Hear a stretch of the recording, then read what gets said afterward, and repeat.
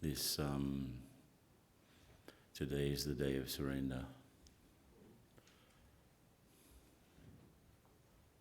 At least that's the topic.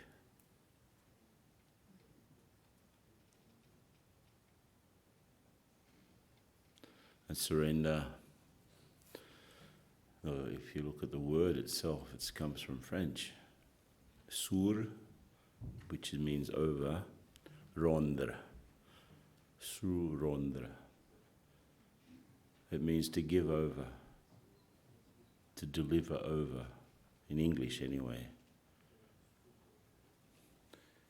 It could also mean to give up. I surrender. Yeah. Hands up, white flag.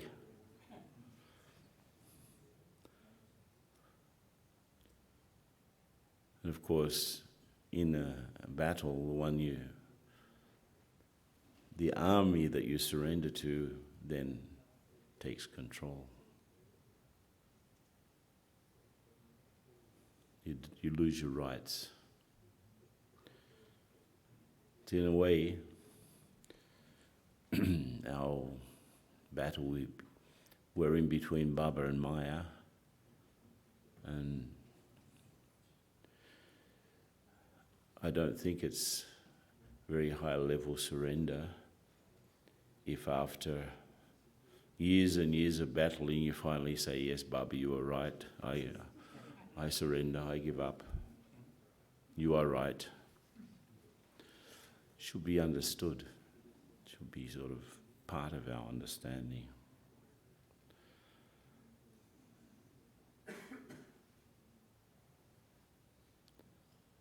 Don't you think?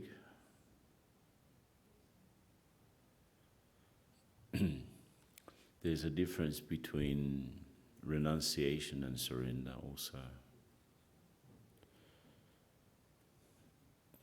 We renounce actually what we don't need. We renounce what is not useful for us. We renounce the vices. I don't think we give our vices to Baba. We just sort of, Baba helps us incinerate them. But what we do give to Baba, give over to him or deliver over to him, what we have that actually works, that he can make it work better. It's all about mind, intellect, sanskars, body, mind and wealth, all of those things. If I have something, then I deliver it over to Baba so that he can make better use of it than I do. And I think in the list of qualities, surrender is pretty high on Baba's list. Maybe our preferences for virtues are different. Especially organizational virtues are very, very much in demand in the Brahmakumaris. But I don't know if that's what Baba would put at the top of the list. He would put things like purity and surrender at the top of his list. So it's a very good reflection, and this is what we're going to be doing today. We're going to talk about it a little bit now, and if you've got any questions you can ask. And then we'll divide into smaller groups and explore it further. But I've got so many memories of different key moments in my life when I had to, when I surrendered other things for the greater good. Even when I first came into Gyan and I went to Australia from London, I was there three and a half months after I came into Gyan. And the small centre that they had there closed after 2 weeks. So I was alone in Australia. The only Brahmin, the nearest centre was like, Singapore or something. And I think someone mentioned the other day the cost of international calls. Forget about it. So I could have just disappeared off the face of the earth, nothing happening. But I'd been so touched by Baba. In the first meeting with me, he said, you'll go back to Australia and bring a bouquet of souls. And I was so new in Guyana, I didn't have an idea what that meant. What's a bouquet of souls? And to be quite honest, I didn't really understand Baba very well, But I figured that if I didn't do something, if I didn't lend my time, money, energy, and thinking to this great cause of Baba's, then I would really disappear off the face of the earth,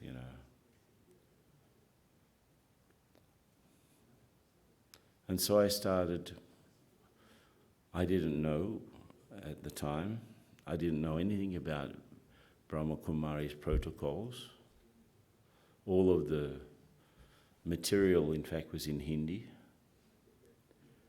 There was that orange-covered book called The 1 Week Course, which in fact was largely irrelevant, because you had to sort of translate that thinking, the very complicated English, into sort of common speak. But also, it's completely irrelevant that Shiva is not Shankar,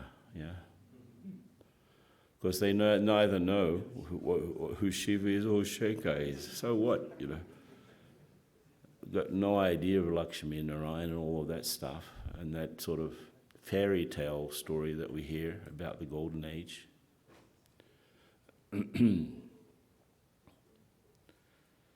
So I was not only alone, there were no mulis.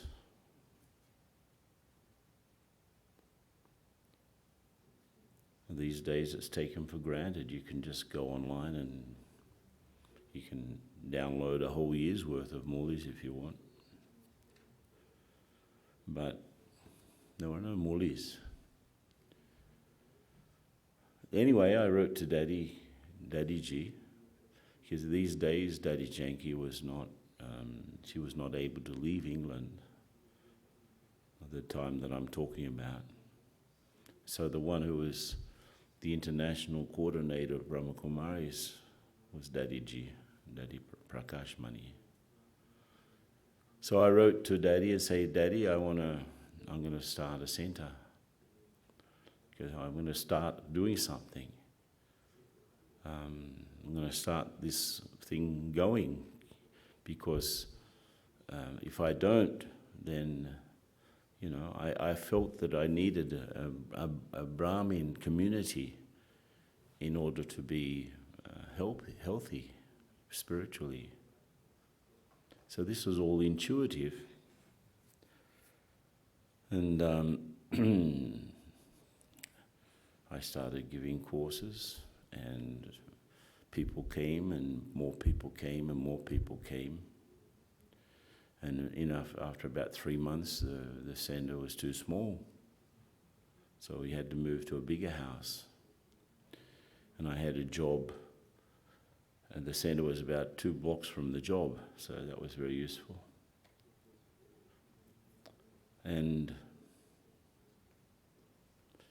when I went back to Madhaban at the end of that year, I had 16 BKs with me. And that was the bouquet that Baba was talking about. And a lot of those souls are still around, actually. Very powerful souls in that first group. But I didn't know at the time that it was the first non-Indian center in the world. And it was the first brother center also. And from that, everything started in Australia. We were so enthusiastic, Who wants to go here? And so I'll go here, I'll go there. And so when I left Australia 4 years later, there were already 4 centres. And again, that was just feeling that I had to do this work. I had to lend my intellect and lend my thinking and my time and energy and money. I was so proud, let's say, that I had the best job of all of the BKs, in terms of most of them were students and unemployed, actually. So I was able to get, but it was, after, then Charlie came back to Australia after about 18 months. And we really started these other centres here and there. He'd stayed on in England, started a Punda Bhavan in London, across the road from the centre on the top of a shop. The centre in London was really small, about, the classroom was about a third the size of the stage. That was our classroom. And there were not many. But I guess I didn't think in terms of surrender, what was going on. I just thought, this is what we need to do. This is what I need to do. And I started to think a lot and churn a lot, because I thought we needed to put this gyan in an understandable way. And I'm talking about, the mid-70s. We need to make this gyan more understandable. So I started to write. And then I had the feeling that when I looked at what was coming out of the pen, it really looked like something useful. But I couldn't associate me with what I was writing. It was really Baba's touching. And that actually, those writings became a book called New Beginnings.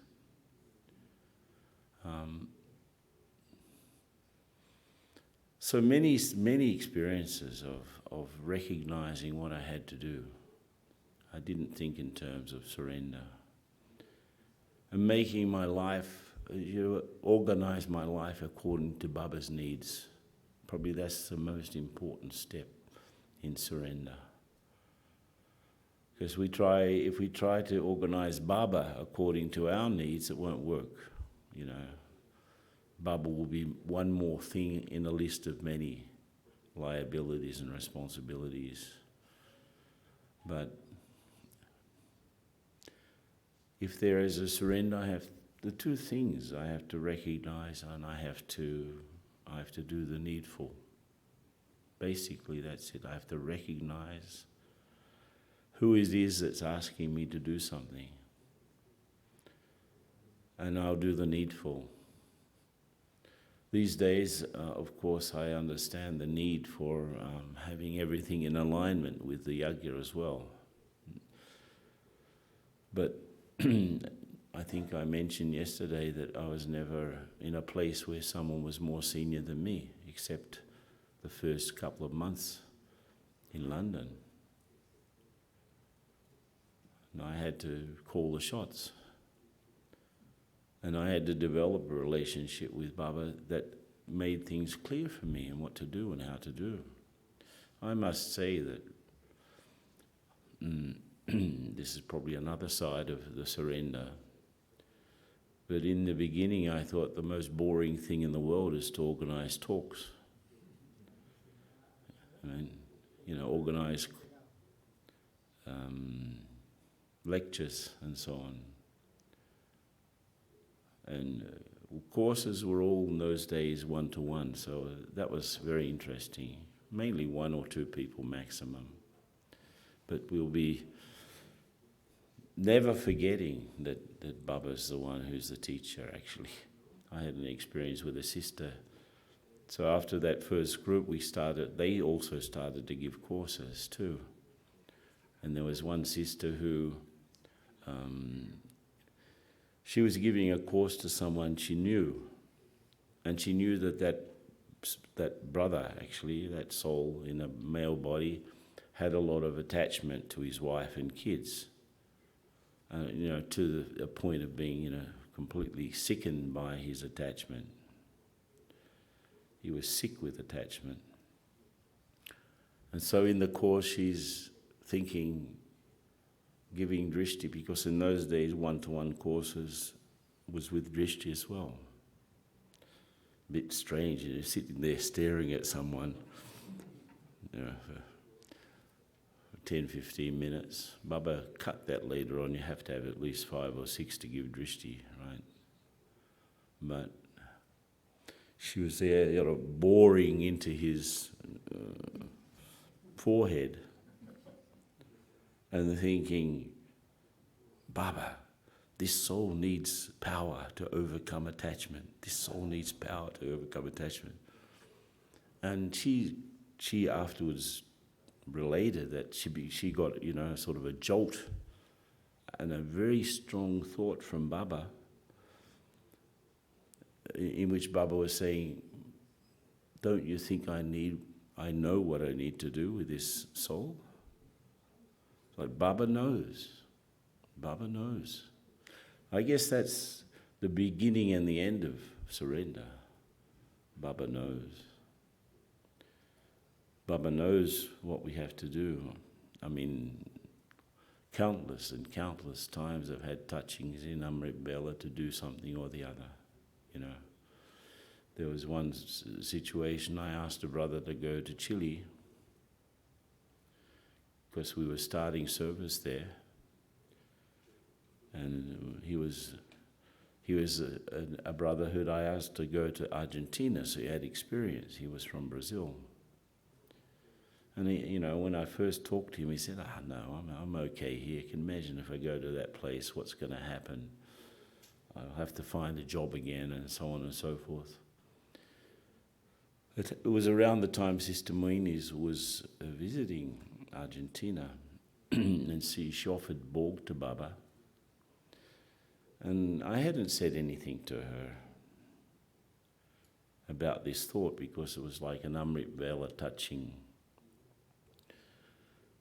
Anyway, at the end of the Borg message, she asked me and this other brother to come in front. And she said that Baba wants you to go to Chile. Don't think that it's he who wants me, Don't think that he wants you to go. I want you to go. So imagine if you get a thought directly from God saying, I want you to do something. How would you feel? Huh? Happy, but what else? Shocked? No. Obedient? No, if Baba's asking me to do something, he knows, right? He knows all of the things that may happen and may not happen. He's taking that into account. And so the feeling that Baba knows and he's with me and he's helping me, but really practically, not theoretically, really, it makes such a difference. And it's really not a question of surrender. It seems absolutely natural to do what God wants. Yeah? So I guess the word surrender has been affected by the fact that there are souls in the Yagya considered surrendered, right? It means that they live in centers and the Yagya takes care of them. There are some such. But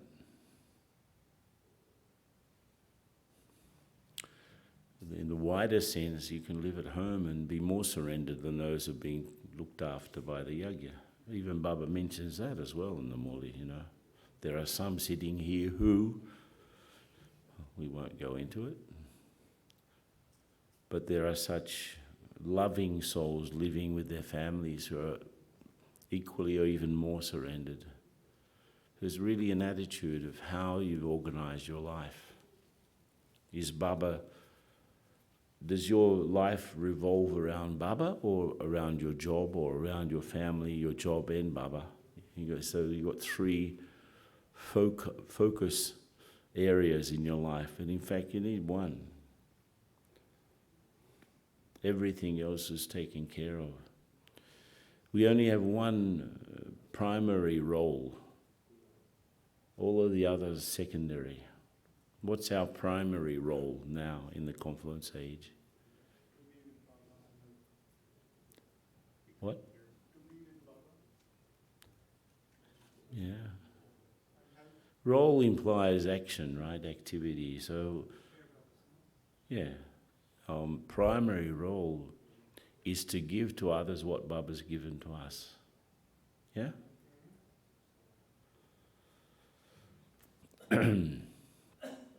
Even we think we have talents, for example, but in fact, they have to be handed over too.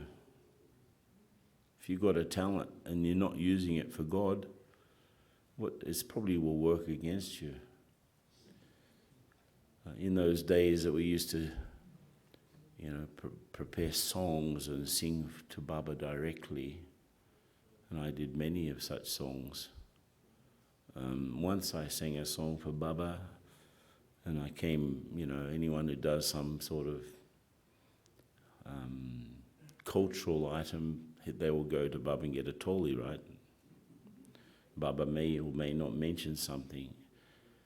But I came in front of Baba and he said to me, "Give your talent to me." It means surrender your talent to me, and I'll give it back to you purified. It's a very beautiful way to put it, because that's what happens when we give something to Baba that's good. He's not going to do it, he's not going to use my talent himself, right?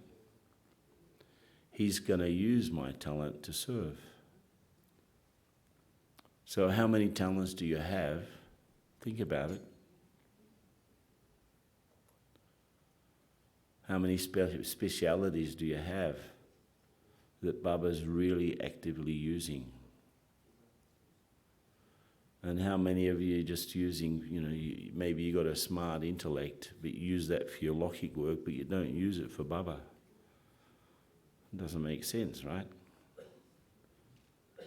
Everyone here, I'm sure, has some talent or the other, right? But is it being used to serve others? Can Baba use that? Am I free? Do I get in the way when Baba wants to use something? These are the sorts of things that come up. First of all,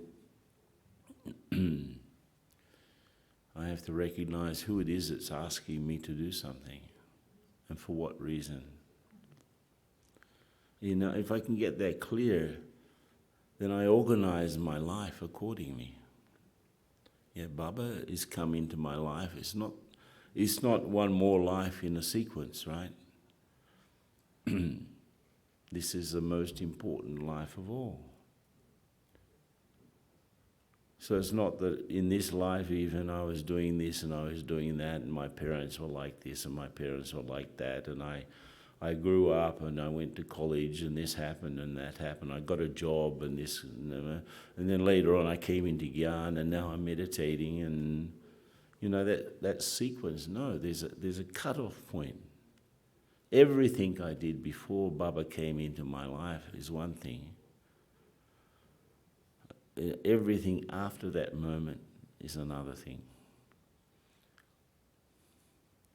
That's why it's very important to understand the difference between renunciation and surrender. Because renunciation means to leave the old world. And surrender is what's best in me to create the new world. So if I haven't left the old world, I really can't surrender.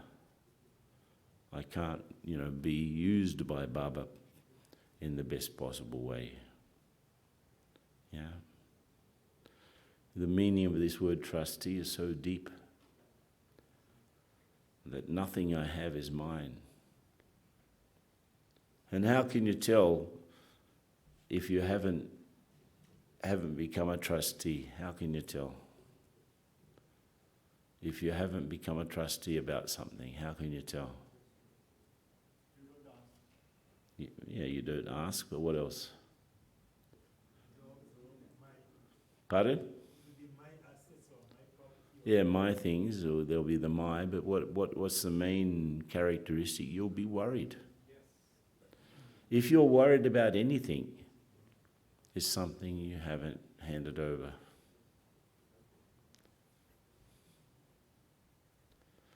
Now,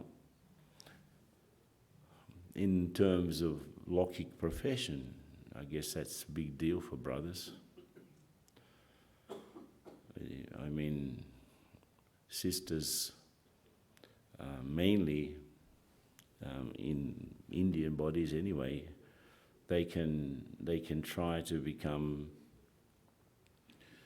surrendered people within the Yagya. In the West, we have a few who are not Indians as well. But for brothers, most of the time, we have to work, right? Right?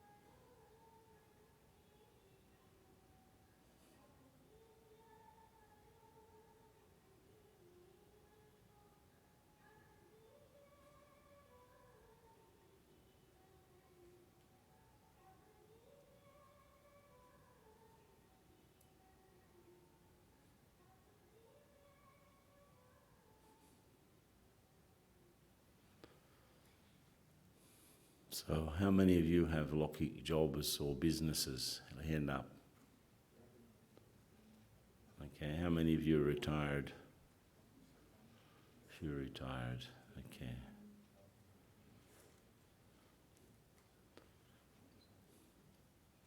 For us, retirement means to get tired once again. Yeah. Retire. But the way I approach my Lockic work, it's also, Baba says, I have to turn Lockic into Alokkic. Like, how can I do that? I remember I had a job and I asked Daddy G this same question. Because when she came to Australia, I was working, I studied chemistry and I was working as a perfumist. I was making perfumes. I worked for a company called Max Factor. And of course, cosmetics and perfumes, what is the vice that they support mainly? Lust, right? Lust for brothers is being attracted by sisters, or sometimes other brothers maybe. But lust for sisters to make themselves attractive, but also attracted to the other side, or sometimes to other sisters. I mean, these days, it's pretty much widespread. So it doesn't matter really. What's your particular preference? But the thing is that you're trying to get something for nothing. You're trying to extract some pleasure out of an illusion, basically. And so I said to Daddy, but I'm making things to make women more attractive. You know, making creams and, how do you call that? Eyeliner and blush and perfumes, skin perfumes, very good quality ones. And she said, any job that you have in Kali Yuga will support one or the other of the vices. And that was very useful, either ego, either attachment, either greed, either lust. I mean, anger, I don't know, but one or the other, or all of them, any product, They try to make products really tasty so that people become, they start to salivate when they see them. They make very nice photographs that you sort of, wow, that's fantastic looking strawberry. I like that, I'd like to be sucking on that, So she said, any job you have will be connected with one or the other of the vices, or all of them. You won't find a pure job in Kali Yuga. You won't find it. Is that right? Or either sort of ego land, right? I think the IT industry is a bunch of egos, basically.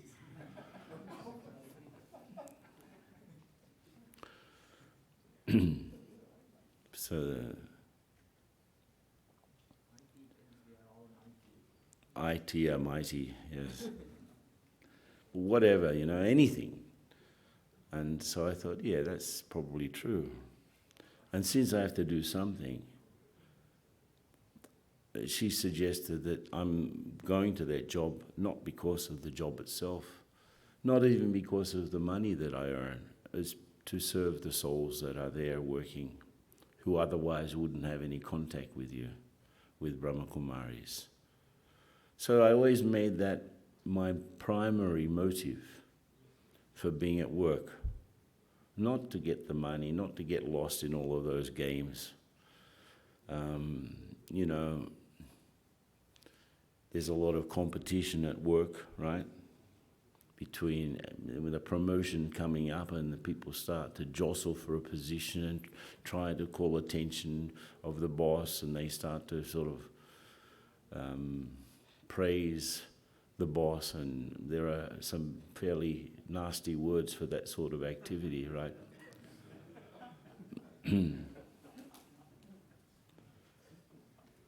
But, I would treat the bosses naturally and with respect. Didn't try to impress. I just tried to do the best that I could. And let me tell you, if you can be a good professional and spiritual person at the same time, that impresses. If you're a spiritual person but on the moon and sort of, you're late and you forget things and things like that, which is actually not a yogi, but that's exactly what people expect from a spiritual person. So a loopy sort of space cadet. But if I can show results and at the same time keep calm, that's impressive. And for me, that is surrender. That I'm using that particular situation to, as I'm Baba's secret agent. I'm disguised, but actually I'm an angel in disguise, and they don't know it, right? So I go to the work with that sort of enthusiasm. And that was always there for me. I never separated Lokik and Alokik. You see, I'm just one person, not two. So there was never a question of balancing. Balancing is if you got center, house, and job. and your life is centre house job, like, crazy. But if you have one thing to do, which is to serve Baba, then it becomes easier. It doesn't mean you're going to be preaching at work. But if you can keep cool under all of that tension and difficulty, I can tell you that in my Lokik life, somebody was asking me yesterday that ideal, I think, where is he? Sadashambai, is he here? No. So, how can the big question for brothers, how can I earn more and work less so that I can be more available for Baba? Do you have that question? Yeah? But if you continue really honestly, and your intellect is engaged with Baba, and this is also Baba's work, it's not my work. I'm representing Baba here in this job. You'll be getting karmic credit to the extent that things will become easier. And in my case, I found myself over the years earning more and working less, to the extent that I would earn in one day what I used to earn in a month. And then I gave some suggestions because I had some background in quality control and stuff like that. I gave some suggestions in a particular situation that worked, and the person hired me as a consultant, so I started as a consultant. Then I went from one thing to the other. Then I started to work with Br.Ken all over the place, doing strategic consulting. And I tell you, it wasn't the technical information that I had and background that I had that helped me most, it was dharana. Once I was with the CFOs, that's the Chief Financial Officers of a company called Vali. Vali is a mining company. It's the second biggest mining company in the world. And so all of their financial directors of the whole group from the whole world were together in Lausanne, in Switzerland. And my job, I was thinking, Baba, this is amazing. How come I'm here doing this? Because I don't know much about high-level finances, right? But my job was to drive a deal, get them to come to an agreement about the best financial policy for the whole company worldwide. And they were sitting around, I remember, they were bragging how much money they had in hand. They had $11 billion in hand. And they said, let's buy Alcoa. And they could have. They could have bought Alcoa. It's the biggest producer of iron ore in the world. So you can imagine how important that would be. The biggest producer of nickel in the world.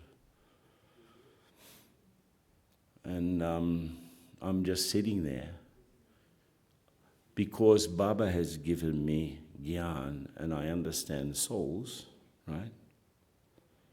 And I understand what happens in souls and understand more or less about the ego.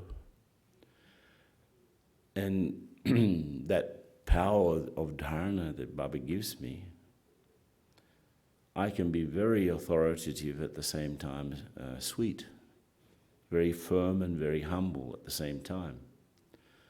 So I had to be, because otherwise they were all fighting basically, how to get them to an agreement in 3 days, huh? I had 3 days to do it. So I just think, first of all, look where you've brought me, Baba. There must be another agenda here than just doing the deal, right? There must be something in the reason for me being here in this very fancy, I think a 6-star hotel it was, in Switzerland, What's the reason for me being here? It must be to touch one or the other. And that's always been there. One or the other person gets touched and then they come closer. Some of these lucky contacts over the years have gone to Madaban even. Some of them have met Bab Dada. And it's just because my agenda in my professional work, I could have become, a huge millionaire because of the level that I was working at. But I would just choose one thing or the other here or there to do this or that. I wasn't interested in making money more than I needed. In fact, Daddy had told me that. I think if I went to Baba, Baba would say exactly the same thing that Daddy told me. We don't need much. We just need enough to do what we have to do. And I think if I put myself, even in that context, at Baba's service, then great things are going to happen. I will never have to worry about where am I going to get the next money to go to Madaban from, or this or that or the other. It doesn't even come, it doesn't cross my mind. This thing that this is Baba's service is so powerful in my life that no worry, absolutely no worry. Why? Because it's not my worry. It's not my worry. But this thing of surrender and, renunciation, leave the bad and give the good over to Baba. And there obviously is the question of obedience. I remember someone said yesterday, remind me of a scene in which I saw there was a small group. Baba used to meet individually, then he'd meet centre by centre. So Baba was meeting with a group of souls from one particular centre.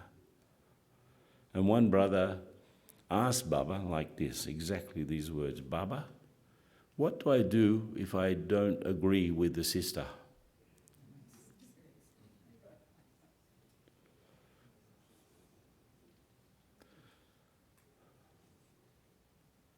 Baba said, you know what he said? Baba said, it's better you obey her because she's my instrument. In other words, I will look after any collateral damage.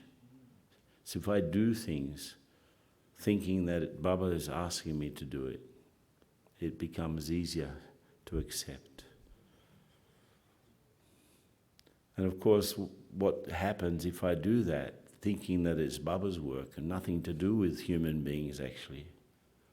And when I say yes, I'm saying yes to Baba, not to a human being. Doesn't matter what the actual, results locally are, but in the long run, my register is that I've been saying yes to Baba all along. Otherwise, how does Baba ask me to do something? Huh? Does a voice come from the sky? Child, do this. He will use an instrument or the other. So in this case, it was very clear. Baba said, look, I don't know what, Baba didn't say this, but it was like, the context. I don't know what's been going on with you guys. It's better if you obey her because she's my instrument. That means if you obey her, you're obeying me. And I'll look after the rest. So otherwise you get lost in the game of egos. And that's the biggest obstacle, isn't it? Ego. Ego gets in the way. Ego, the limited ego exaggerates. It magnifies small things. It reduces our vision of the big things, right? Limited ego makes us think that true things are false or false things are true. The limited ego, if it's in charge of our spiritual effort, won't do the effort. Just me, just pretend, really. So, you've asked me to do your effort for you, have you? No. Because the ego, whatever it is, it's between the soul and the world, right? The ego is the agent between the inner self and the outer world. It's not that it's bad as such, but if it's controlling things, it won't do the right job. The soul has to control. I have to relocate my center of control in the soul. I don't have to bash my ego, don't have to hate it. It's absolutely essential, my ego, absolutely essential for me to operate in this world. Those limited coordinates of name and form and place and job and CV, right? But I'm not that, right? I'm the soul, and I have this CV. I have this work experience. I have this experiencing yarn. I have all of these things. I'm not going to reinvent that every time. So let me be friendly with that agent. But if I put everything into the hands of the agent, I have to surrender to Baba, not to the ego, basically. That is the question. What does Baba want me to do, and what does ego tell me to do? Yeah? So if you have a bad attitude, what's happening? If you get upset with someone, what's happening? Who's in charge? Does the soul get upset or does the ego get upset? Right. But it's not a question of nullifying or annulling or destroying the ego. We have to destroy arrogance, which is a little bit different. The word in Hindi, what is for ego? Ahankar. Aham means me. Kar, what I do. So it's ego in Hindi is me and what I do. It's me caught up in my actions, me caught up in my creation, right? So if I'm caught up in my actions, I will have definitely a limited perspective. If I can remain beyond them, I can call the shots, I can organize the game. But not if the ego is controlling everything. So basically, surrender is to surrender the ego so that it can do Baba's work instead of the work of the vices, basically. Instead of the work of the limited body consciousness. It's the creation. If your ahankar means the creation is controlling you. But you are the creator, not the creation. So I have to control the aham has to control the car. Right? Right? And not the other way around. Car, right?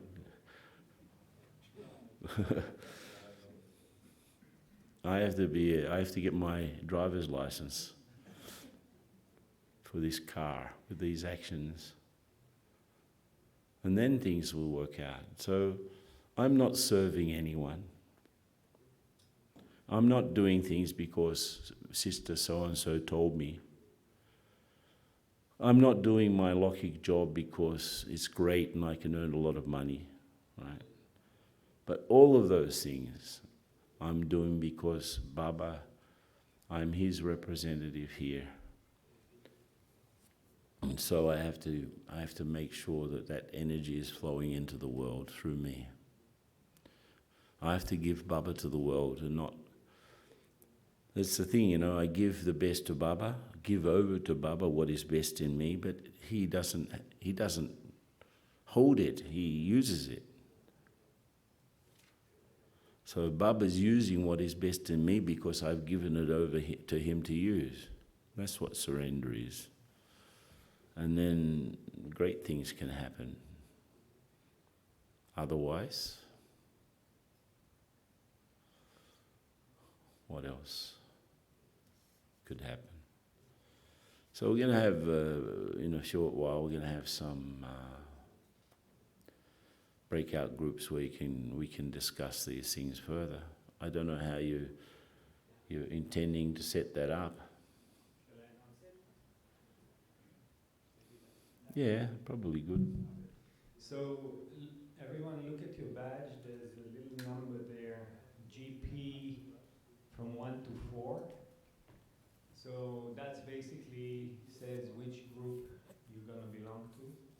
So if you see the number 1, then today you're staying here in this hall for the session with Br.Ken. If you see number 2, then you're going to the classroom today. We're going to flip this. Number 2 is going to be with Brother Yogesh in the classroom. Okay? If you see number 3, then you're going to be with Brother Eric outdoors. Number 3 staying. We have to split number 3.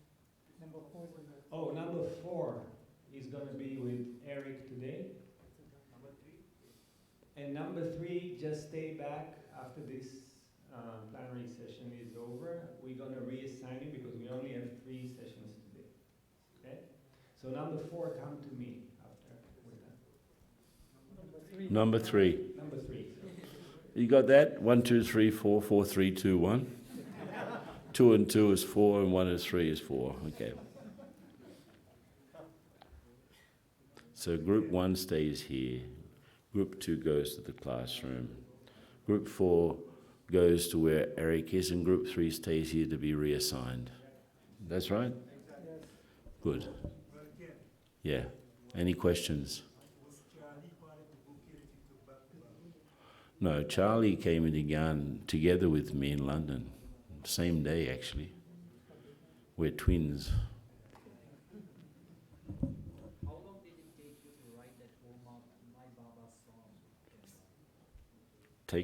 How long does it take to write a song? For you to write that A few minutes. When you put your mind to something, you can do it. And that's another part of surrender too, you know. Because Baba wants to use our talents. I don't get anything from books I write, you know. I don't get 1 cent. And it's never been like that, so, what?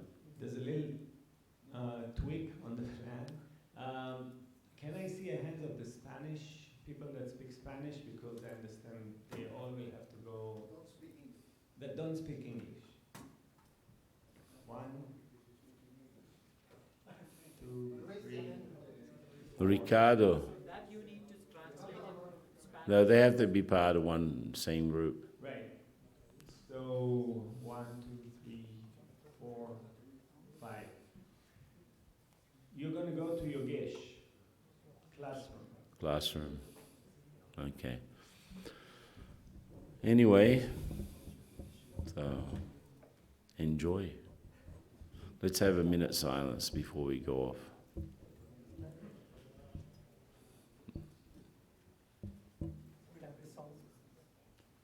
Huh? I still haven't got my voice back yet. Paul is singing. Huh? Paul. Okay. Paul's going to sing a song, is he? Very nice.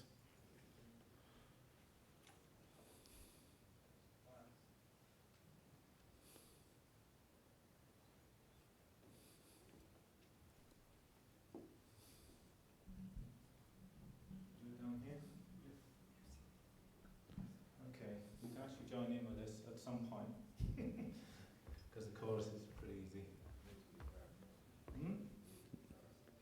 it's good for meditation, or it's just sort of a sing-along? Any kind of meditation. Okay. Yeah. I'm going to wait for the traffic control.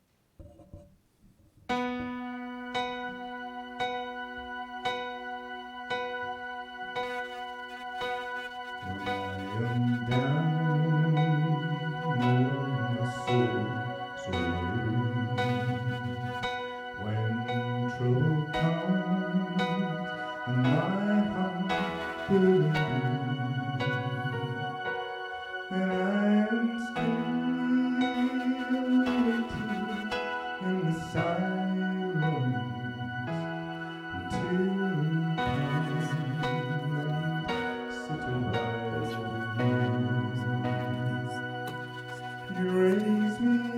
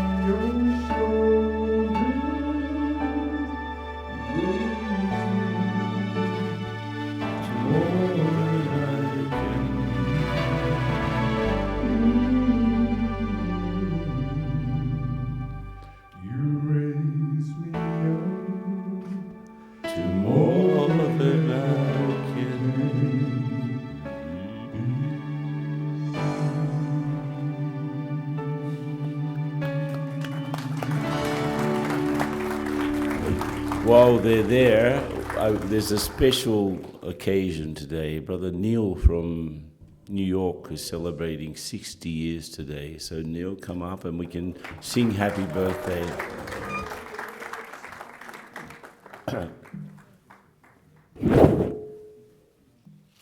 Happy birthday to you. Happy birthday to you. Happy birthday, dear Neil. Happy birthday to you. Anybody know the Hindi version? Come on, somebody must know.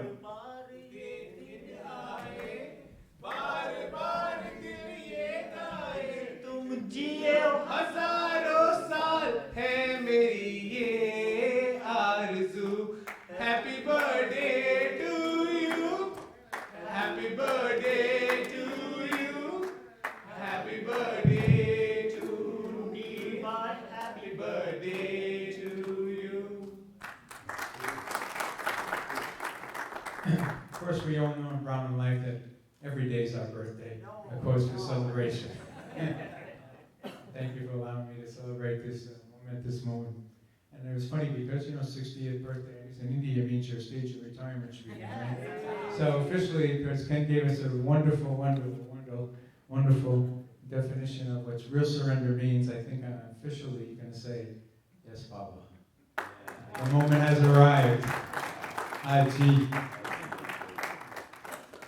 Well, I think those small groups start at 11:45, right? Not now. Yeah, we have an exercise program now. We've got an exercise program now and a cup of tea as well, followed by a cup of tea. So where are the exercises? We're going to be doing it in here. Okay, so Paul's It's a bit of doing an education as well.